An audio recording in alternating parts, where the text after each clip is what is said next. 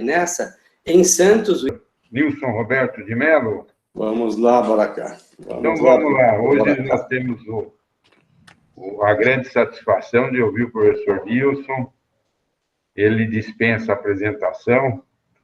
Eu não vou citar toda a titulação. Acabei de receber agora cedinho uma sessão do Hormogine. Eu li toda a titulação do professor Nilson ali.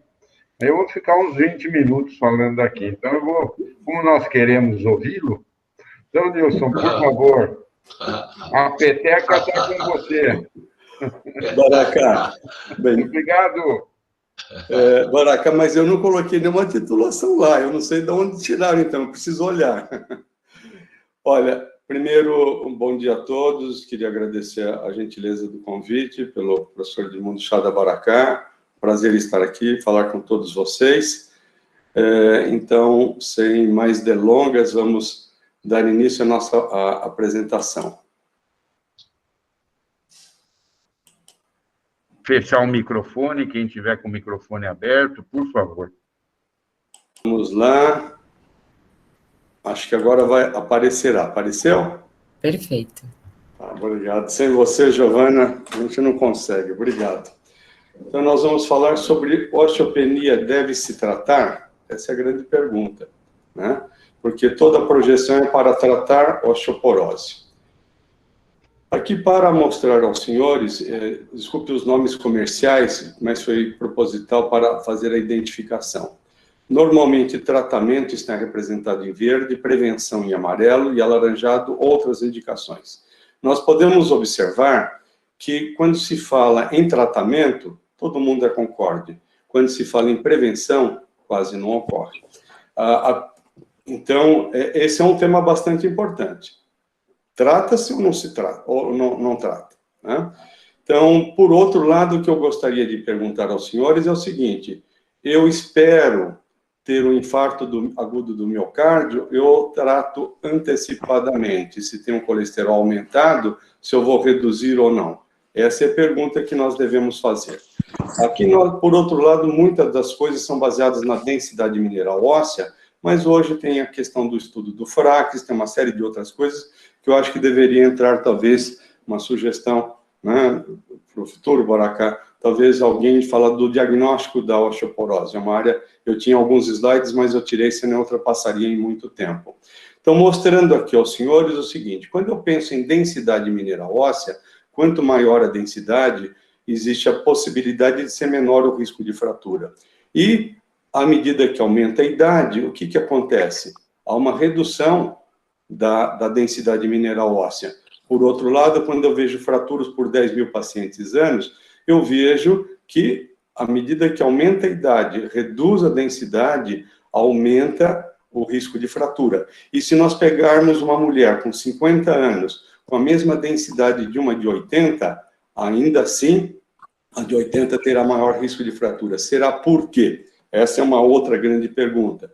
Aqui, quando nós falamos em T-score, o que é o T-score? O T-score é quando eu comparo a densidade mineral óssea de uma mulher com o pico de massa óssea que ocorre em torno dos 30 anos. Então, aqui no caso de uma mulher, por exemplo, de 60 anos, né, o Z-score é quando eu comparo ela com as mulheres da mesma idade. Vejo, senhores, que o T-score dela está menos 2,5 desvio padrão, ou seja, é uma osteoporose, quando eu comparo com o pico de massa óssea. Mas quando eu comparo ela com a própria faixa etária dela, ela está na faixa aqui ainda, de um Z-score de -1, portanto, ela tem uma densidade um pouco menor do que as mulheres da mesma faixa etária, mas não é tão ruim como acontece com o T-score, tá? Então, lembrando que quando eu falo na densidade mineral óssea e risco de fratura, eu estou comparando com as mulheres de 30 anos. É como se eu falasse o seguinte: olha, você tem 70 anos e você vai correr uma maratona com pessoas de 18, 20, 25 anos, né? Essa é a verdade. Então, o comprometimento da força óssea e aumento no risco de fraturas está aqui relatado. A força óssea é de fundamental importância, e ela é igual, numa equação, à qualidade óssea. Quando eu falo qualidade, eu estou falando da microarquitetura, do turnover ósseo. Turnover ósseo mais aumentado, fragiliza mais o osso, mas, por outro lado, solidifica mais rápido a fratura. Se já tem microdano essa estrutura óssea, a qualidade da matriz óssea, lembrar que o fluoreto de sódio era a substância que mais aumentava a massa óssea, mas era uma qualidade óssea péssima, era um osso que fragilizava e quebrava com facilidade. Tamanho e geometria, porque os povos orientais, por exemplo, as japonesas, que têm menos massa óssea, têm menos fratura de colo do fêmur, porque o tamanho do colo do fêmur é menor. Lembra do sistema de física da gangorra, né? Quanto maior a área de distância do fulcro, maior a chance de fraturar. E a densidade mineral óssea, que é importante porque ela fala a respeito da massa óssea e também é importante que é a respeito da mineralização. E aqui para mostrar aos senhores aquilo que eu acabei de falar. Uma doença esquelética, então, a definição de osteoporose, ela falando isso, mas você não vai falar de osteopenia? Sim, mas eu tenho que falar aqui primeiro da osteoporose. É uma doença esquelética sistêmica caracterizada por uma baixa massa óssea, olha aqui, né? Que é diferente dessa situação, um osso normal.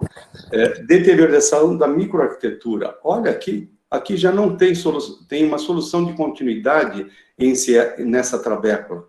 Tem uma solução de continuidade aqui, mas olha aqui, a trabécula é boa. Compara essa trabécula aqui com essa trabécula fininha que está próxima, vamos ver. Então, a microarquitetura óssea é importante. Esse osso aqui, se fosse na perna uma pancada, uma batida forte, fratura, e esse não. E aumento da fragilidade óssea e do risco de fratura. São aspectos importantes, dando para comparar uma arquitetura normal com uma arquitetura comprometida. Por outro lado, nós não devemos esquecer, nos estudos vários que foram feitos, quando se fez o estudo do haloxifeno, representado em verde com o placebo, vejam, senhores, que a densidade mineral óssea, né, em 5 anos, houve uma redução de 87%, em 5 anos, com o haloxifeno em relação ao placebo. Por isso que, no caso aqui, foi na questão nas vértebras lombares, no L1 e L4, e, portanto, diminuiu o risco de fratura. Ele realmente diminui o risco de fratura lombar, mas não na femoral, porque o osso lombar tem um turnover ósseo maior. Qual é a prevalência? A prevalência da osteoporose em mulheres assintomáticas com mais de 50 anos é de 7,2%, e da osteopenia, 40%. Então, aqui vem a primeira conclusão. O número de mulheres osteopênicas é muito grande. O número de mulheres com osteoporose, felizmente, é mais reduzido. Tá? E é lógico, dá para imaginar que uma mulher que tem osteoporose tem um maior risco de fratura do que a osteopênica. Mas aqui nós temos um outro aspecto que é o quantitativo. Se nós temos maior quantidade aqui do que na osteoporose, será que por esse número maior, por essa população, número absoluto maior, isso não vai aumentar o risco absoluto, não relativo, o relativo é maior da osteoporose, será que não aumentará maior o risco absoluto de ter maior número de fraturas em osteopênicas do que a osteoporose? Essa foi uma grande pergunta que foi feita no passado, né? Então, o risco de fratura osteoporótica em mulher de 50 anos, esse risco é de 40% de ter uma fratura no restante da sua vida. E ao longo da vida nos Estados Unidos, esse risco era 17,5% nas mulheres. Em relação à mortalidade, uma fratura do colo do fêmur idoso, a taxa de mortalidade é de 24% em um ano. Alguns falam que é de 18% a 20% em 6 meses e de 24% em um ano. Sobreviventes, só 50% ficam totalmente independentes. É aquela que não vai depender de uma pessoa, que não vai depender de uma bengala, né? Que não vai depender de uma cadeira de rodas. Portanto, do ponto de vista em saúde pública, é uma situação bastante ruim. E a fratura vertebral em mulher acima de 65 anos aumenta 23% a mortalidade para a idade. E ela vai tendo aquela corcunda, chamada corcunda de viúva, e quando ela fica mais corcunda, o espectro de visualização dela, ou a acuidade visual dela, fica mais para baixo. Então, quando ela vai pegar uma roupa, alguma coisa, numa parte superior, por exemplo, do armário, ela tem que fazer um esforço e pode ter, às vezes, inclusive, queda. Ela tem que se inclinar para trás. Por que não tratar pacientes com T-score de menos 2.0 antes da ocorrência de fratura? Normalmente se fala, deve se tratar, pela Organização Mundial de Saúde, acima de menos 2, abaixo de menos 2,5, ou seja, quando ela tem osteoporose. Então, essa é a pergunta. O risco de fratura é elevado tanto para o T-score menos 2,5 como para menos 2.0. Aos 60 anos, 22% tem osteoporose, 18% tem um T-score entre menos 2.0 e menos 2,5, 18%. 70 anos, 29 contra 23, 80 anos, 29 contra 22%, tá? Então, mostrando que nós temos uma população já razoável aqui, né? Então, isso é bastante importante. Isso é para a probabilidade de fratura, de quadril, coluna, punho e ombro em 10 anos. Mas o contingente de mulheres que tem aqui é bastante grande, é bem maior do que aqui, né? E se eu pegar o T-score ainda entre menos 1,5 e menos 2.0, que também é osteopenia, vai ser muito maior do que o menos 2.0 a menos 2.4. O estudo EPIDS é um estudo de fratura de quadril que mostrou o seguinte: a densidade mineral óssea aqui e risco de fratura está aqui. Lógico que quem tem abaixo de menos 2,5 osteoporose tem um risco de fratura, incidência de fratura, por 1.000 mulheres anos. Então, é número absoluto, bem maior do que quem tem uma osteopenia entre menos 1 e menos 2,5, e bem maior do que o normal, tá? Então, lembrar que é fratura por fragilidade? É quando a pessoa cai da mesma altura dela. Vamos supor, ela está em pé e ela cai. Diferente de quando ela sobe numa escada, ou sobe numa cadeira, num banquinho e cai, porque aí já é uma fratura de impacto, tá? Então, é uma definição importante esta. Risco de fraturas com T-score acima de menos 2,5. Né? Aqui mostrando mais ou menos a mesma coisa. Fraturas clínicas, fraturas vertebrais. À medida que eu tenho uma osteoporose, o risco é maior. E à medida que nós temos uma osteopenia, quanto mais acentuada a osteopenia, que é vir daqui para cá, eu aumento o meu risco, né?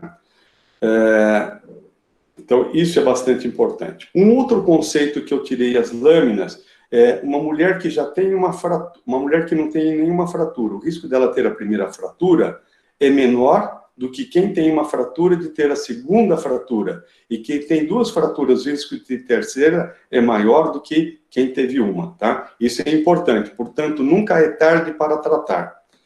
O estudo SOF, com mais de 50% das fraturas, mostrou que mais de 50% das fraturas ocorreram em pacientes com um T-score maior do que menos 2,5.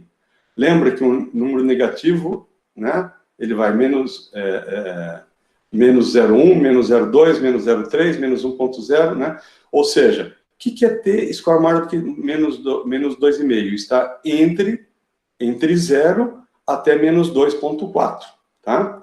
Então, aqui está dizendo o seguinte: mais de 50% das fraturas ocorreram em pacientes com T-score maior que menos 2,5, ou seja, mulheres que não tinham osteoporose, que tinham osteopênica, tá? Isso é importante, isso é muito importante, tanto em fratura do quadril total, quanto em fratura da coluna, tá? Isso é importante.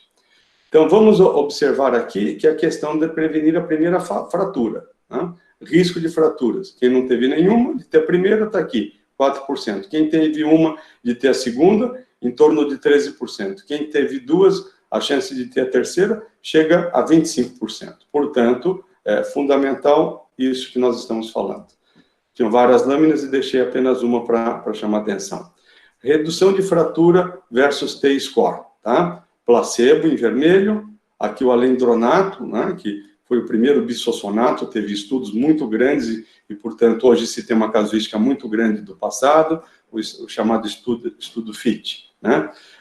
Quando se deu alendronato, com um T-score de menos 2,5, né, menor do que menos 2,5, né, nós observamos aqui que nessas mulheres com osteoporótica houve uma redução de 50%. Mas mesmo as mulheres osteopênicas teve uma redução de 43%, mostrando que, portanto, foi a primeira indagação. Então, olha, se eu administro um medicamento que é bom para evitar o risco de fratura em osteoporóticas, mas se eu administro em osteopênicas, eu também evito. Então, eu não trato um colesterol aumentado, espero ela ter o primeiro infarto, para depois tratar, ou eu trato antes? Então, aqui foi a indagação que talvez as osteopênicas deveriam ser tratadas. Então, a pergunta foi, todas são iguais? Qual é o risco de fraturas? Como diferenciá-las, né? Para falar de... Aí surgiu o estudo NORIS, o estudo NORA. NORA, em geral, vem a conotação que não é coisa boa, né? O estudo NORA mostrou que foi um estudo fantástico, maravilhoso, e mostra que é bom, né?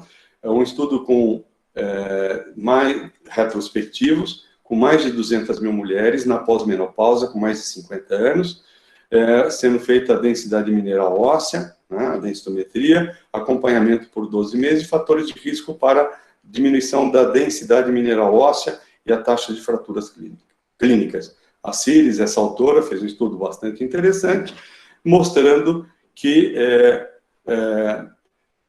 mostrando uma coisa importante. Segundo a Organização Mundial de Saúde, entre menos 1,0, né, até menos 2,49 é osteopenia. Que hoje a definição a gente prefere não falar mais em osteopenia segundo a densidade mundial de densitometria óssea. É melhor falar baixa massa óssea, mas a palavra ficou.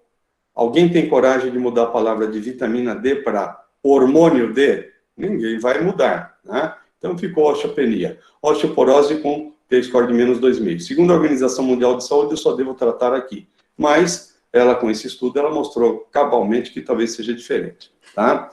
Então, aqui, no estudo NORA, os resultados... desculpa, saiu aqui desconjuntor, deveria ser em branco. Nas osteopênicas, segundo o critério da Organização Mundial de Saúde, era praticamente 40%, 39,6%, osteoporose 7,2%, e aí vem o risco relativo para a fratura na osteoporose, risco relativo de fratura para a osteoporose, comparada com mulheres normais, é 4,03%. O risco de fratura para a osteopênica, comparada com mulheres normais, 1,8%, tá? Então, vamos ver aqui o que aconteceu, né?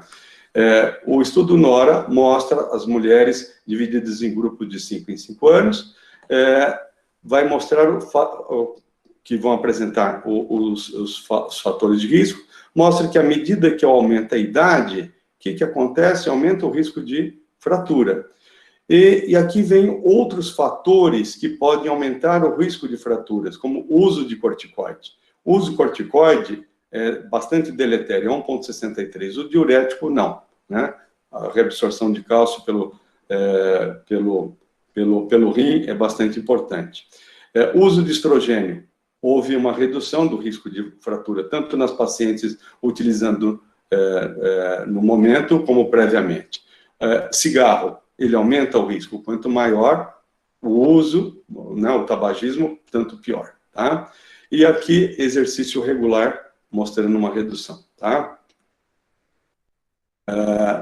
Aqui, eu já vou tentar, que é o tipo de população, né? Mas eu vou tentar em... Tá. Eu tenho a impressão que... Aqui para mostrar o seguinte, risco de fratura, risco de osteoporose comparado com uma normal, tá? Em geral, pensando em todas as fraturas, 4,03, mostrando que em alguns lugares, como o quadril, ela é maior. Osteopênica versus normal, 1,8. Agora, qual é o risco relativo de fratura quando eu comparo uma mulher osteoporótica com osteopênica? A osteoporótica tem 2,24 vezes, né, maior risco. O risco relativo é de 2,24. Né? Então, isso é bastante importante que se diga. Tá? Vamos olhar aqui no estudo NORAS. Não se deixe enganar pelo risco relativo. Fraturas. O risco de osteoporose é um risco relativo maior do que a osteopênica. O estudo NORA, 82% da fratura em 12 meses foram em mulheres não osteoporóticas, né? Então, sem osteoporose e osteoporose. Então, mostrando isso. E aqui, talvez essa distribuição que eu vou fazer agora facilite bastante o entendimento. Aqui é a distribuição da densidade mineral óssea nesse estudo, como que ela foi. Aqui, a taxa de fratura, né? Lógico que à medida que eu tenho uma densidade óssea normal, o risco é menor. à medida que eu tenho uma osteoporose que começa daqui para cá, vejam que eu tenho maior taxa de fratura, porque o risco relativo dessa daqui, comparada com essa daqui, com uma normal que estaria um pouquinho aqui à esquerda, aumenta em 4 vezes, 4,04, conforme eu mencionei. Então, à medida que eu diminuo a densidade mineral óssea, eu aumento o risco de fratura. Tá? Agora, qual é o número de fraturas, números absolutos? Essa é a pergunta que se faz. Mas, Nilson, não tem algo errado? Você está dizendo que o risco relativo de fratura em mulheres osteoporóticas é maior do que uma osteopênica, que está aqui, né? Chega até aqui, né? Daqui para cá. E por que aqui o número de fraturas absolutas? É porque a população que tem osteopenia é gigantescamente maior, é muito maior, né? Então, é por isso que o risco relativo é maior na osteoporótica, mas em números absolutos, sem nenhuma dúvida, quem tem mais fraturas em números absolutos são as osteopênicas. Eu vou voltar aqui, ó. Estou voltando aqui. O slide saiu fora da ordem. Era 82%. Deixa eu ver aqui, eu já me perdi, me perdoe, hein? Ele saiu fora da ordem. Aqui, ó. Tá? 82% de fraturas em 12 meses não tinham osteoporose, que são as osteopênicas, que são esses dados que mostram aqui. Isso daqui foi cabal para mudar o conceito. Tá? Aqui eu volto a repetir. Embora tenha maior risco relativo à osteoporótica do que a osteopênica, no entanto, em números absolutos foi bastante diferente. Então, osteoporose versus osteopenia. A osteoporótica tem versus uma paciente de densidade normal, risco relativo é 4,03, e aqui, na osteopênica versus normal, 1,8, conforme eu já mencionei. Então, a conclusão se fala o seguinte: talvez não seja necessário tratar todas, talvez uma mulher com certeza menos 1,3, talvez não seja necessário, mas também não é para tratar nenhuma. Então, aí vem a contribuição do estudo da CIRES, é o que nós mostraremos adiante. Quais são os critérios para tratar? Segundo a Organização Mundial de Saúde, só deve tratar quem tem osteoporótica, um T-score de menos 2,5. Com esse critério, eu só vou tratar 18% das fraturas. Por quê? Só 18% das fraturas ocorrem no grupo de osteoporose. E as outras 82%? Não, segundo o estudo CIRES. É um estudo com casuística de mais de 200 mil mulheres. Segundo a National Osteoporosis Foundation americana, se eu tratar, ela relata que eu posso tratar mulheres quando tem um T-score menor ou igual a menos 2,0, portanto, que tem uma osteopenia, né, que vai menos 2,0 até menos 2,49 é osteopenia. E lógico que aqui está incluída a osteoporose. Ou então, pacientes com T-score de menor ou igual a menos 1,5, mais um fator de risco.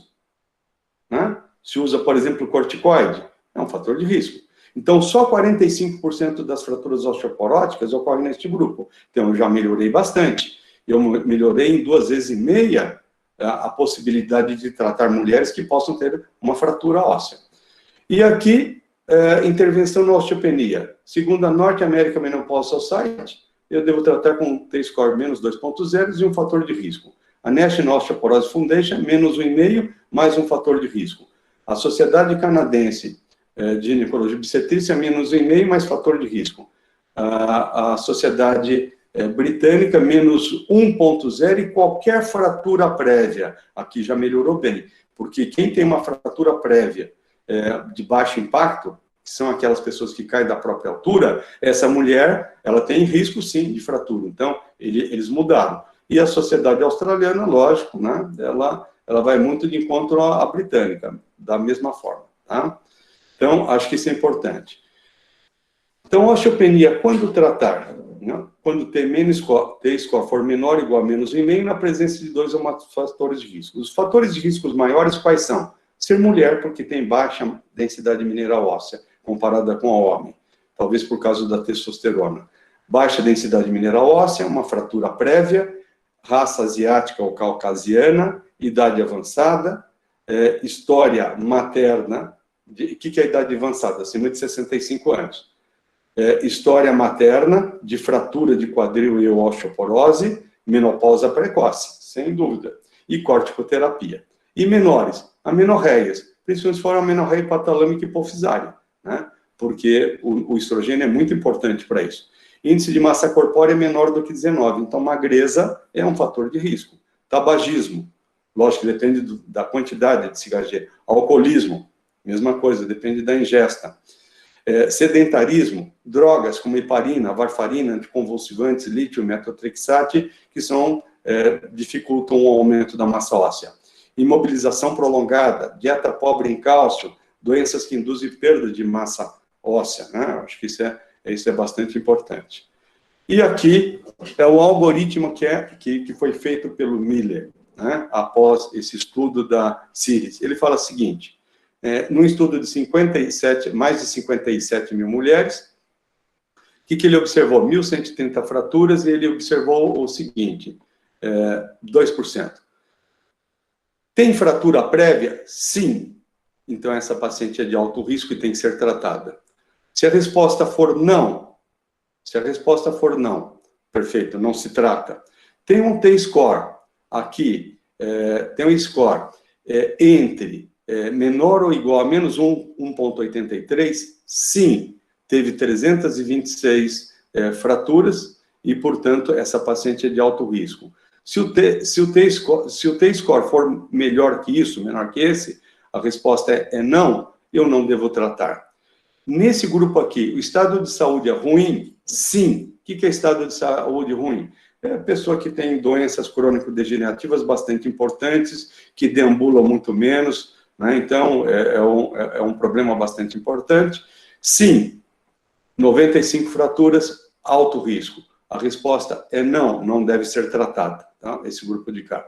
Mas se ela for não, e tiver estado de saúde ruim, né? Não, desculpa, isso aqui eu já falei. Se a resposta for não, tem baixa mobilidade? Sim, é alto risco, e aqui não. E eu colocaria uma outra coisa aqui, que não tem. Baixa mobilidade. Não. Mas se a pessoa anda arrastando os pés, é porque tem baixa quantidade de músculo. É uma sarcopenia. Provavelmente essas pessoas têm menos equilíbrio e caem mais. E eu colocaria que isso também seria um fator. Não publiquei, portanto não tem valor nenhum. Mas eu acrescentaria mais uma coisa aqui no algoritmo, porque isso é bastante importante. A sarcopenia vem sendo estudado cada vez mais. E a detecção, com isso eu aumento a minha detecção de 45%, eu vou para 74%. Não é o ideal, mas é uma melhora em relação ao que tinha. Então, quais são os fatores de risco para fraturas em pacientes osteopênicas? Quando tem uma história prévia de fratura. E, segundo, a partir do estudo de Miller, quando tem uma densidade mineral óssea com o T-score. Quando eu falo T-score, eu estou comparando a pessoa com as pessoas com pico de massa óssea, que ao redor dos 30 anos. Então, com T-score de menor ou igual a menos 1,8, tá? Esse foi o nível de corte de determinação do estudo do Miller. Que tenha um mau estado de saúde, né? E que tenha baixa mobilidade, tá? Ou eu colocaria aqui também aquilo que eu já falei, tá? Anda arrastando os pés porque provavelmente tem pouco equilíbrio e vai cair mais. Quais são as barreiras para diminuir o risco de fratura? O principal fator, por incrível que pareça, por parte de nós médicos, é a falha de médicos de atenção primária e de especialistas em fazer screening, né? Aquela mulher, ela chega para nós no período, por exemplo, de menopausa. É um período que, quando ela entra em menopausa, ela pode ter uma perda de 2% a 6% de massa óssea ao ano, nos primeiros 5 anos.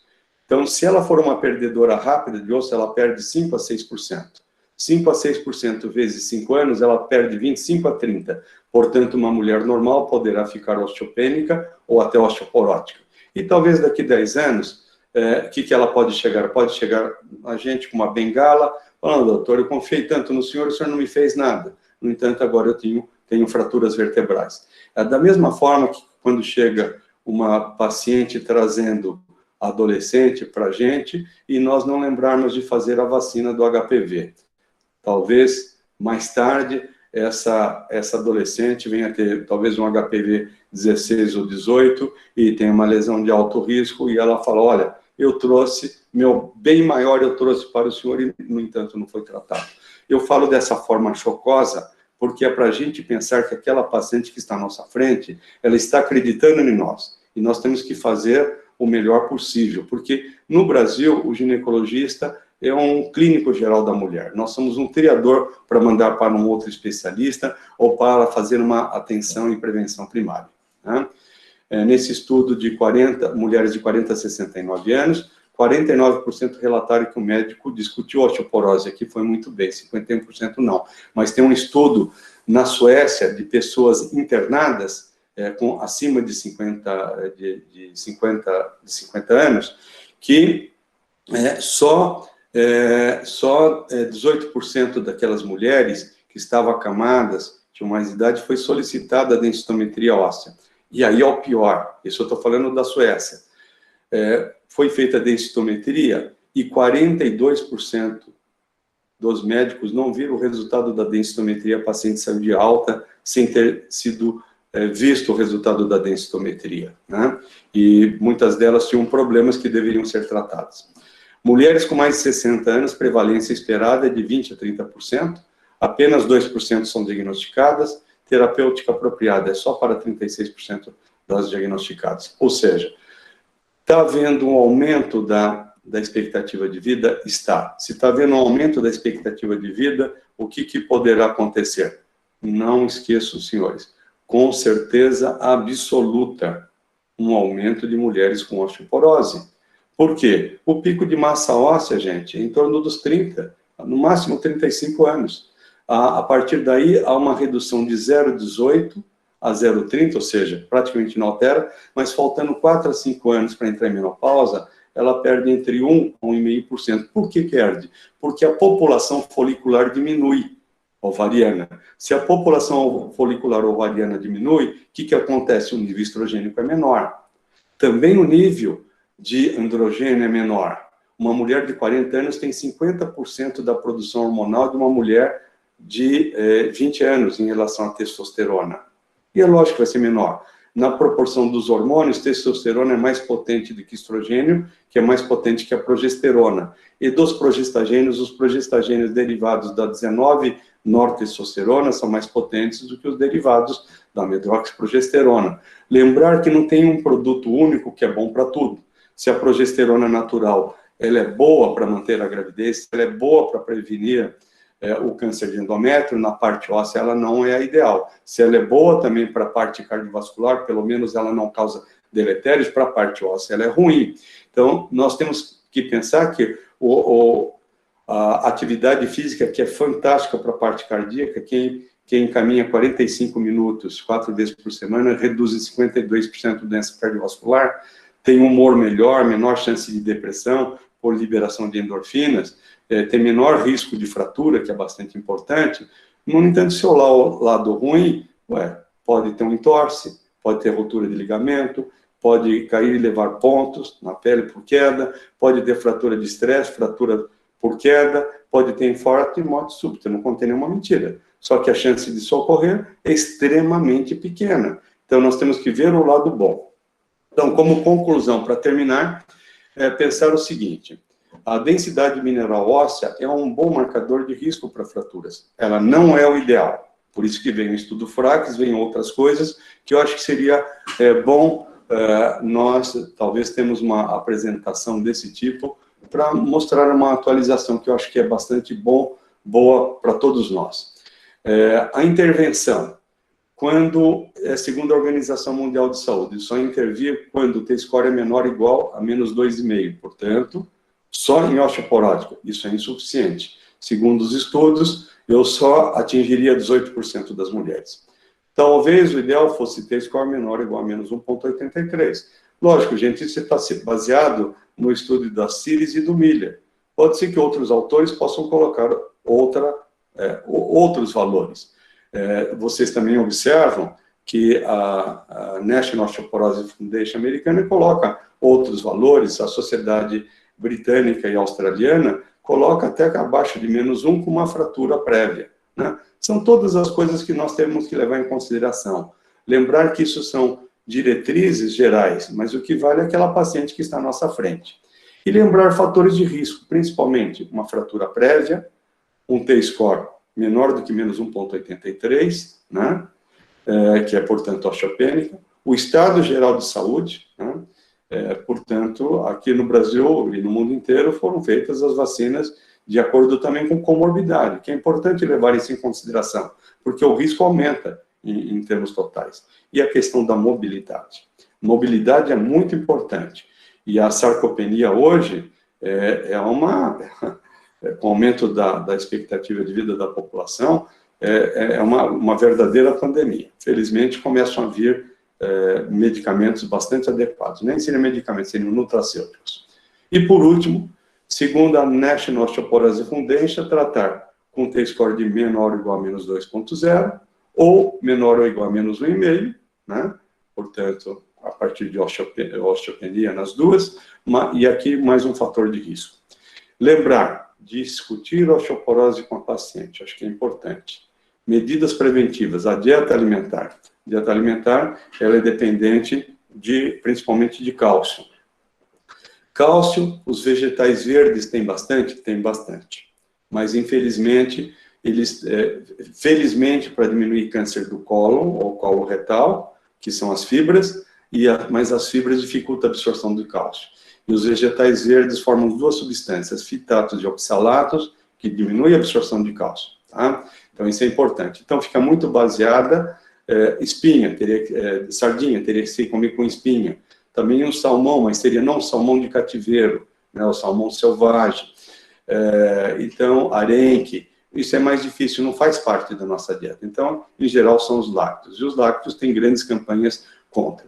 Uma mulher em idade reprodutiva, a necessidade de cálcio em torno de 1.000 a 1.100. Né? 400 miligramas vem pelo restante da dieta. Numa mulher na pós-menopausa sem reposição hormonal é 1.500, com reposição hormonal em torno de 1.100. Por quê? Porque o estrogênio, quer seja natural ou administrado exógeno, ele faz a dihidroxilação da vitamina D no rim e aumenta a absorção de cálcio. Atividade física, melhor atividade física, a caminhar é ótimo, mas o melhor, sem dúvida, é a musculação, porque o músculo mais forte, ele exige mais, porque ele está coligado sempre a uma parte óssea do osso. O pior exercício é a natação, porque a natação, a densidade mineral, como chama, a densidade da água é maior do que o ar, e, portanto, não exige tanto, tá? Embora seja boa para parte respiratória, cardiovascular, etc. Avaliar a densidade óssea é bastante importante e lembrar que existem medicamentos, mas lembrar que a dieta é fundamental, a atividade física é fundamental, e aqui faltou uma outra coisa de medida preventiva. Talvez diminuir ou parar o tabagismo e a questão da ingestão de bebida alcoólica. E alguns relatos de que mais do que 6 xícaras de café por dia também poderia ser deletéria. E a ingestão exagerada de sal também dificulta a absorção de cálcio. Bem, com isso eu termino a minha apresentação. Espero que vocês tenham feito aqui, talvez tenham podido aproveitar em parte a apresentação e ficou às ordens para as discussões, não concordâncias e acréscimos. Obrigado. Muito bom, Wilson. Parabéns. Excelente apresentação, bem didática, muito clara e bastante atual. Parabéns, viu?